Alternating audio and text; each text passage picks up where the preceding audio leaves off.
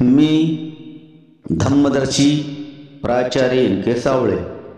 जय भीम, नमो बुद्धाय.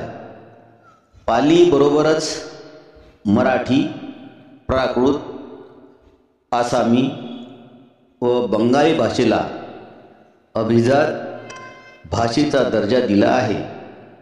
अभिनंदन.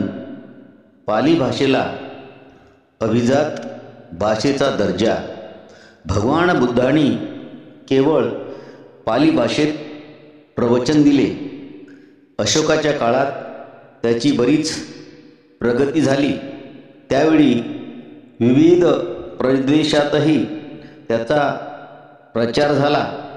अशोकाच्या काळात सर्व लेखन केवळ पाली भाषेतच झाले.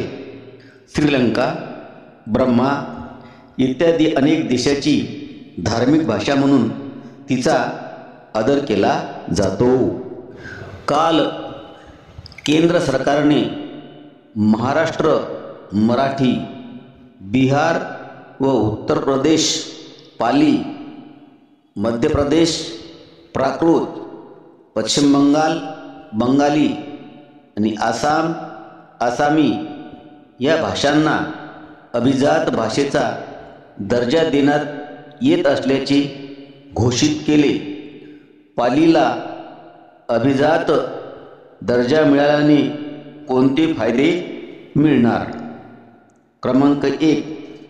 पाली भाषा अधिक समृद्ध होण्यासाठी केंद्र सरकारकडून दरवर्षी सुमारे 250 ते 300 कोटी रुपयाचे अनुदान मिळणार. नंबर 2. प्राचीन ग्रंथाचा अनुवाद केला जाणार. नंबर 3. पाली भाषा भवन उभारले जाणार. नंबर 4.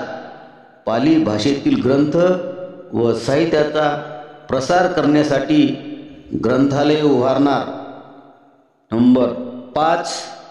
पाली भाषेतील विद्वानासाठी दरवर्षी 2 राष्ट्रीय पुरस्कार दिले जाणार. क्रमांक 6.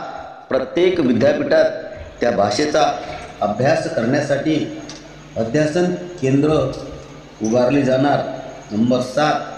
भारतातील सर्व 450 विद्यापीठात पाली शिकवण्याची व्यवस्था केली जाणार.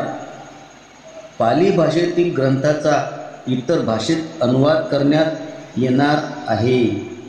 जय भीम, जय भीम, जय भीम.